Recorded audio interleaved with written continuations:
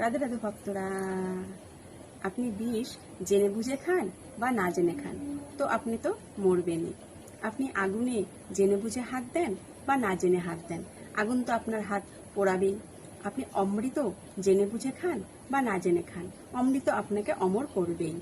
আপনি কারেন্টের তারে জেনে বুঝে হাত দেন বা না জেনে হাত দেন, কারেন্ট তো আপনাকে শর্ট মারবেই। কারেন্ট একবারও ভাববে না যে আপনি না জেনে হাত দিয়েছেন, আপনাকে শর্ট মারা যাবে না, কারণ এটা কারেন্টের গুণ।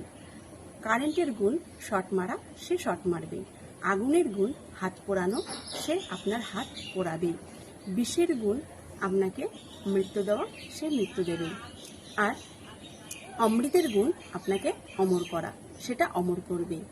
তবে বিষ যখন তার গুণ ছাড়ে না, অমৃত যখন তার গুণ ছাড়ে না, কারেন্ট যখন তার গুণ ছাড়ে না, তাহলে ভগবানের নাম কি করে তার গুণ ছাড়বে? তাই ভগবানের নামের গুণও ছাড়ে না।